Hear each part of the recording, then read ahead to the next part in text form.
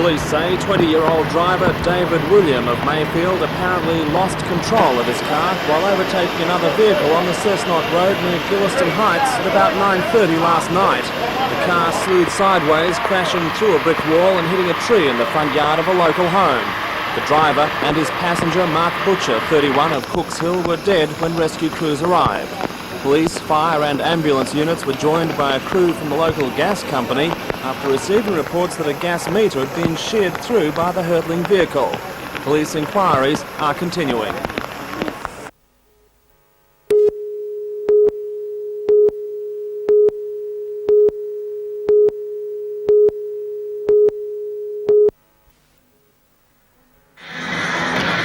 Friendly competition was the spirit between 30 hunter schools performing in today's matinee show. The performance brought 22 acts to stage. A step here and a spin and a twirl there delighted the packed audience.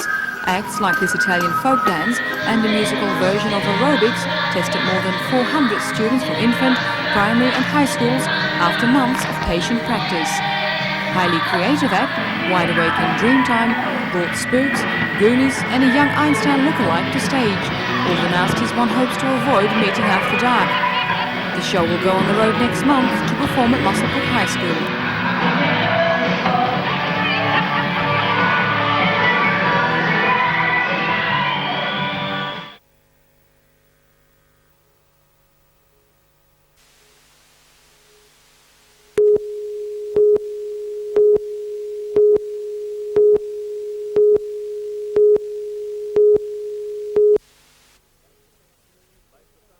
Late this afternoon, fresh showers were funneling down the slopes of the Wattigan foothills and again swelling the tributaries of major creeks in the Yarramalong and Dualang valleys. SES reports still give a picture of dozens of communities and farmhouses isolated by flood bursts along the Brush and Wyong creeks the length of the Yarramalong Road. Farm vehicles have taken over as the most effective transport, and those attempting to cut through the washouts quickly came to grief. One very lucky driver was rescued from the flood after a local family heard his calls for help late last night. We could just hear him yelling out, you know. My husband went out to see what was going on and he was yelling out he couldn't swim, and the husband dragged him out of the water and brought him up and gave him a cup of coffee and that, and he just waited here till his family come and got him. To the north, the story is the same as floodwaters strand families and properties in the Duralong Valley. Sometimes the unpredictable waters even separated family members. NBN's helicopter came to the assistance of Mrs. Robin Agar, who was cut off from her family and home by the rising flood days ago. Thanks to the SES and pilot Clive Lipscomb, she was reunited with her children after 48 hours. The story is even more dramatic on the other side of the ranges, where the entire community of Wollombi has become an island, surrounded by surging waters. The damage bill will be heavy, not only in terms of property, but also the impact on agriculture.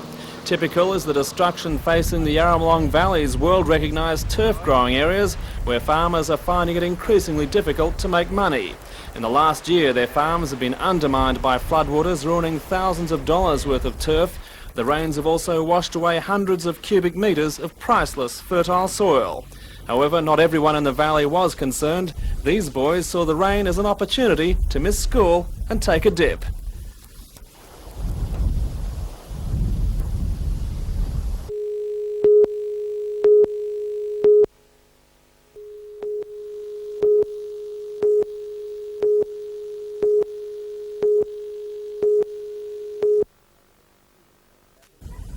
At around 3 o'clock, Shirley Rinkin was sewing in her family-owned shop when a man burst in demanding money. He said, "I want your money." I told him he could have it because I'd rather him take it than... Anyway, then he produced a knife. It wasn't a very big one. It was close. Too close for comfort. Although Mrs. Rinkin handed over all her money, the robber in desperation grabbed at the till and in the flurry threw it back at her. In a matter of minutes, he was out the door. The man came running out of the shop. He had long black hair, shoulder length, curly hair, and he grabbed his push bike and nearly knocked me flying, and he took off up the street. It's more in a series of bad experiences for the Rinkins. Last week their car windows were smashed, and this final blow may mean the end of their 13-year-old business. Peter Ryan reporting for NBN News.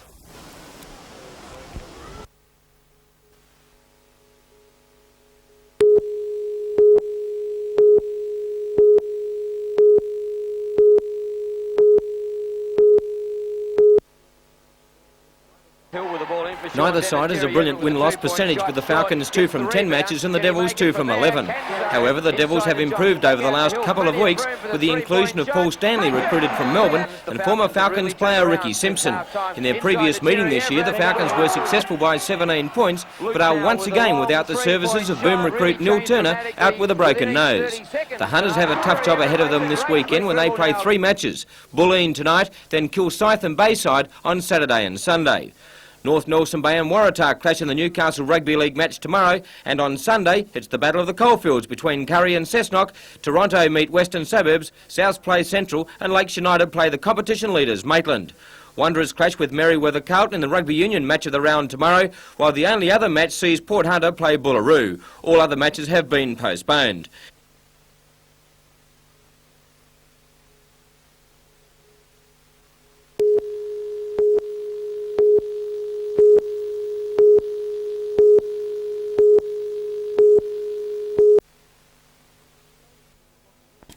If it wasn't all stolen, it would make a fabulous garage sale. There are computer systems, electric shavers, ceiling fans, garden sprinklers and lots more.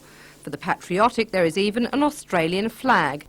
You name it, it's their sort of thing. Just a whole shop full of different types of gear. A 36-year-old man from Abernethy is due to appear in Cessnock local court next month, and a Summerhill, Sydney man, aged 38, is bailed to appear in Burwood Court, both facing charges relating to the stolen goods. But Cessnock police fear it may be impossible to trace most of the unlucky owners. In all honesty, we probably won't be able to trace all of it, but you know, some of the things are marked with identification numbers. There's one fellow there that's actually got his licence number engraved on a spray painter. We can obviously chase the owner for that, and a couple of the other things, but then again, a lot of it's not marked and no numbers or anything, and we may not find an owner for it. The goods are worth anywhere up to $100,000, and police are hoping viewers may be able to recognise some of it. This is just one of their finds, but strangely, also loads of toothpaste. Rebecca Skinner reporting for NBN News.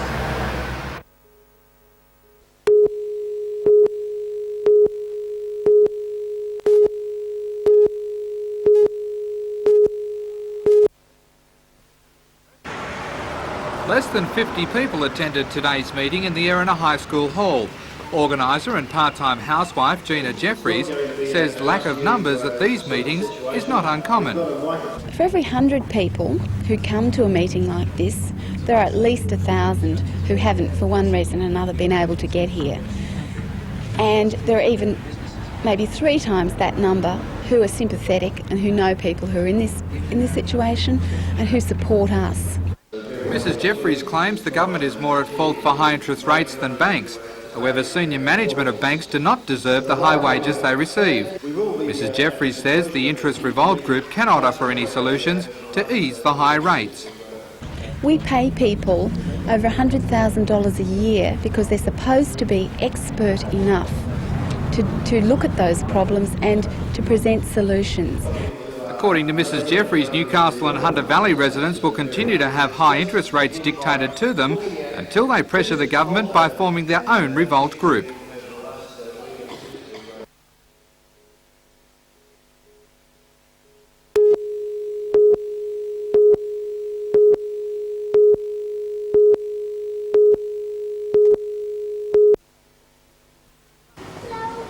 Sunday shopping, previously a Christmas or Easter holiday luxury, is now proving to be one of the biggest booms for retail stores in years. This Maitland shopping centre is one of the only major centres open in the region and is attracting large numbers of patrons. In fact, a representative from Super Kmart said that Sunday is now their 3rd biggest turnover day of the week and not that far behind second place Saturday trading figures. Although some would argue that there's no more money around, shoppers are more than pleased with the convenience. People like to have more time to shop and do it when they want to do it, not when they've got to do it. Nearly all the Kmart checkouts were operating and busy, and with more smaller specialty shops opening their doors soon, Sunday shopping looks like it's here to stay.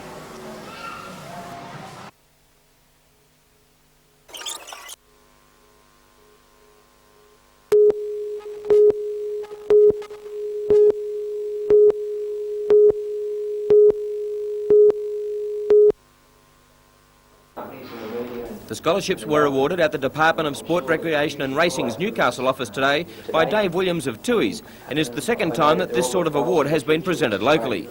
Kathy Newman for surfing and Jackie Ellis for sailing are overseas competing at the moment and couldn't be at today's ceremony. Others to receive their scholarships were Rachel McQuillan for tennis, Greg Heyman and Robert Rogers, Olympic weightlifting, Damien Iredale surfing and Nikki Solon for squash.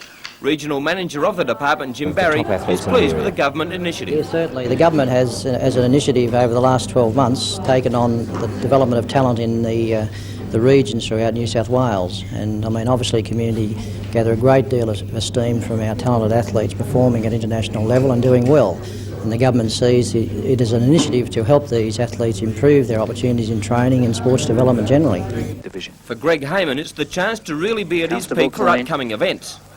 Personally, it means a great deal. Like, come on, Greg. Put more time into it now. Now that I'm training 5 days a week, the competition arises, we'll be able to stop work and compete and train full time and train twice a day instead of only once. So your performance level is going to go up, and the weights in particular will increase.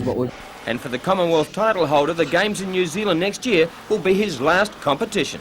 I've just decided it's time to hang the boots up after I hopefully defend the title and give someone else a go. Really, I'm getting years now. I wouldn't mind starting a family eventually, but and training full time just takes too much time up, and so it's time to give it away, I think.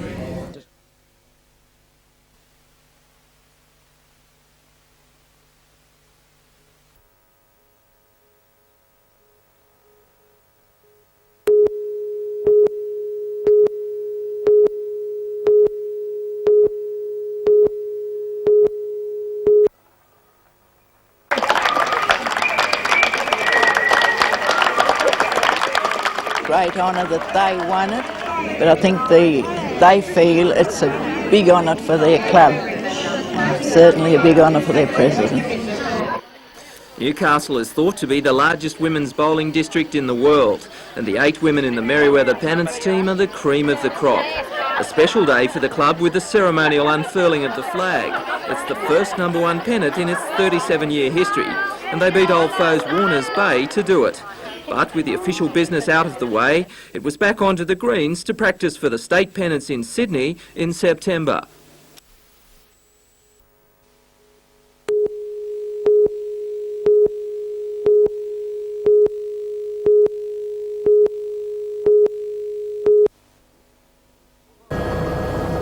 Although it may not look much, the Hexham floodplain is recognised as an important natural environment. It's home to small animals as well as many types of waterbird which nest amongst the reeds. However, in the past 2 years, it's also become the habitat of a far more unwelcome creature. An unknown number of feral pigs now dominate the delicate land, growing fat on the easy swamp pickings. They don't care what they eat, and so they eat small birds, reptiles and frogs and mammals, and they also churn up the ground of a wetland when they're after their prey or when they're moving through the environment. So. Feral pigs are considered a noxious pest, and according to the Pastures Protection Board, it's the responsibility of landowners to eradicate them. While some of the swamp is owned by private farmers, the largest proportion belongs to the Newcastle City Council. Town Clerk Barry Lewis says the council is aware of the pig problem and has tried to kill them off. But the council, in fact, will not have the problem on its hands much longer. In a matter of weeks, it's expected the Minister for Environment, Tim Moore, will announce the area is to be protected as a nature reserve. The National Parks and Wildlife Service says it will then begin an aggressive campaign to destroy the pigs with helicopter-borne shooters. And if some with itchy trigger fingers think they could help, the answer is an emphatic no. The service says that would be both dangerous and illegal. However, even if the pigs are shot out, it won't necessarily be the end of the problem. The National Parks and Wildlife Service believes the pigs were introduced to the swamp by small game hunters who wanted something to shoot on weekends. It admits that even if it is successful in eradicating the pigs from the swamp this time, there's nothing to stop it from happening again.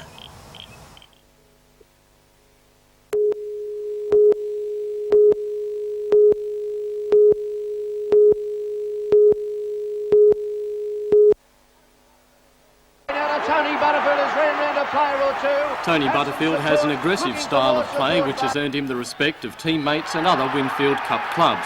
However, after a brilliant start, Butterfield has gone off the boil and is the first to admit he's been found wanting in recent games. It's been down, yeah. It hasn't been what it should be, put it that way. According to Knights head coach Joe Dunnage, the reason has something to do with the young footballers' early success on the field. He is a sort of a freakish type player who digs deep in the games and produces tremendous efforts, but that effort takes its effect on the day after or the couple of days after that. Butterfield ignores injuries, and that has won him praise but also cost him dearly.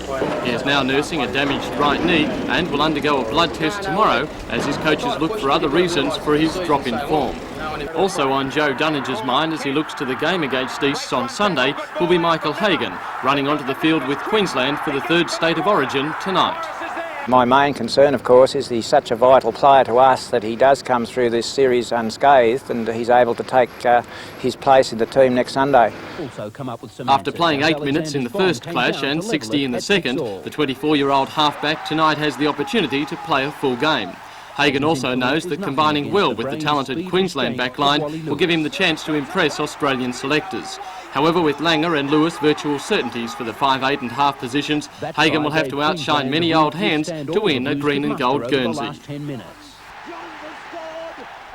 And when Bob Linder was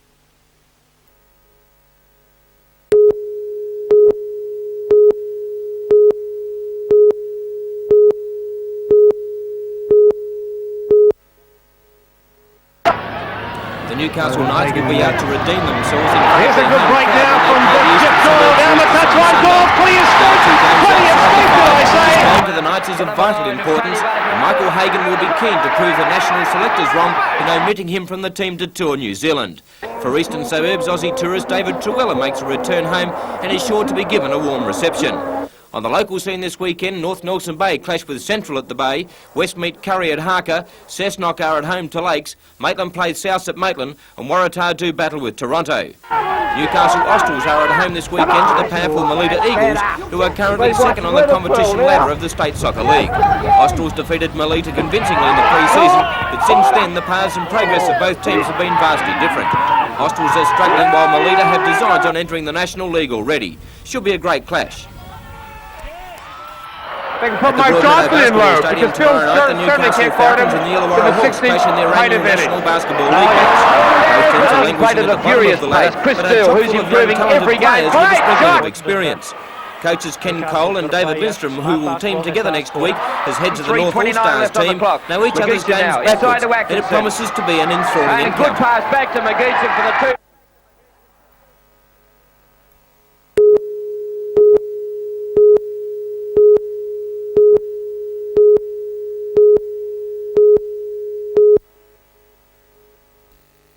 The Grey Stayer is in great form with victories in 2 of his last 3 starts and is partial to the heavy going.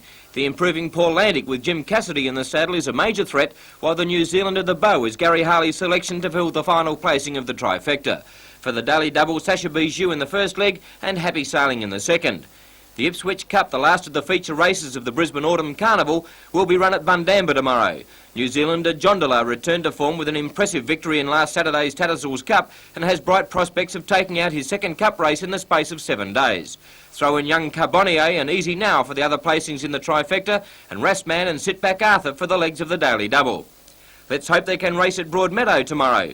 For the double, try Spinnaker Bay in the Tube, and in the trifecta, 1, 8 and 2, Spinnaker Bay to win from Sailing Solo and Kiwi Kong.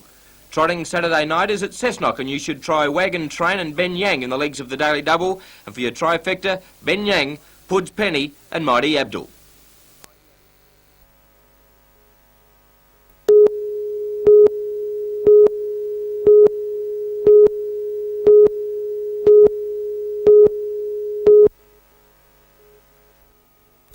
The steel operating profit of $450 million was also a record and an increase of $266 million on the 1988 profit result.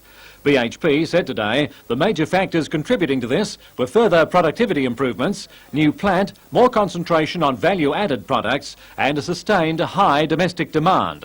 The Minerals Group also earned a record operating profit, up 12% to $413 million, helped by improved volumes of coal and despite considerably less favourable exchange rates. The Petroleum Group sustained a drop in profit of 7% over last year to $338 million. Analysts expect the next few years to be bonanza years for BHP, so long as there is no world recession.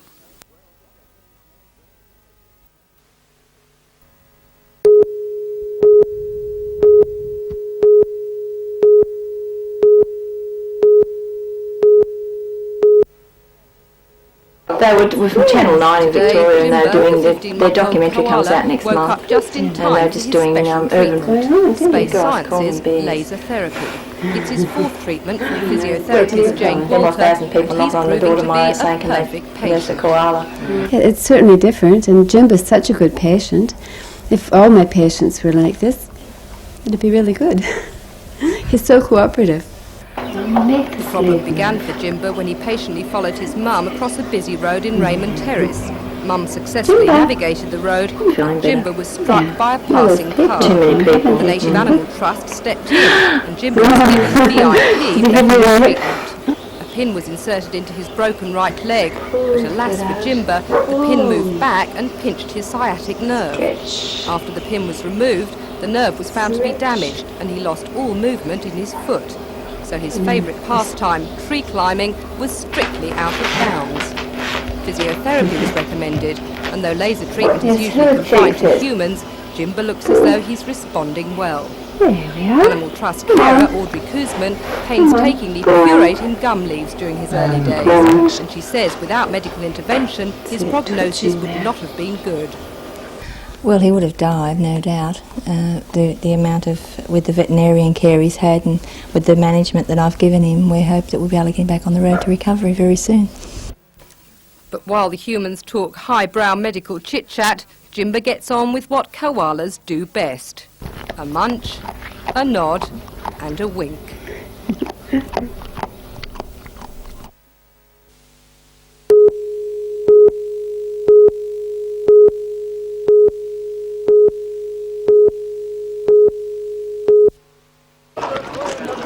Had been warned of an angry reception following a visit last month by Deputy Premier Wal Murray. Bullshit! Bullshit, Mr. Murray! And the whips were cracking today for the man directly responsible for the future of the Williams Valley. 3,500 hectares of prime land northwest of Dungog is marked to be flooded to service a predicted water need for the Lower Hunter. For 40 years, farmers have battled the dam proposal, but this year the issue was inflamed after the Water Board got the go-ahead to develop the site in 1996. 2 more seats inside. A poker-faced minister, confronted by more than 400 opponents, said he had good news for the 30 families affected by the dam proposal, a 6-month review period to look into alternative arrangements. But the farmers say they've had a gutful of talk. Well, I can tell you, I've lost my sense of humour at this government's lack of common sense. The Water Board too copped some flack. In the 1960s, they built a dam with length. They built a weir that didn't work. And in the 1980s, they built a sewerage scheme that doesn't appear to be working too well either.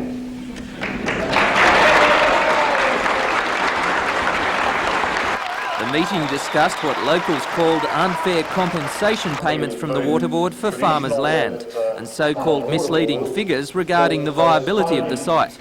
The minister says he'll look into any anomalies and heads will roll if the figures are wrong. Now, there's one thing you ought to understand absolutely this morning, and that is that I am tough and rude and an aggressive bastard when I need to be with my bureaucrats. Mr Moore said, pending the review, sometimes hard political decisions had to be made, and if a dam is needed, Tilligra will be the site. The decision was made by the previous government in 1982 that Tilligra was the site of the dam next needed for the Hunter Water Board.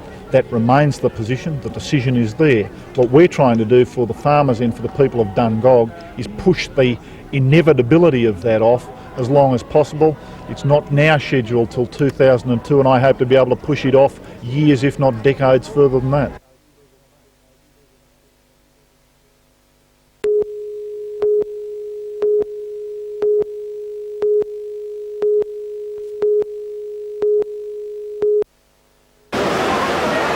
Newcastle station was bustling as the two old steam trains took on superstar status. The Flying Scotsman originally went into service 60 years ago. travelling from London to Edinburgh, and as a special treat for the Bicentennial last year, she was shipped to Australia. Big Loco has never travelled to Newcastle before, and to do it in tandem with the Newcastle Flyer, for crane buffs, it was a once-in-a-lifetime thrill.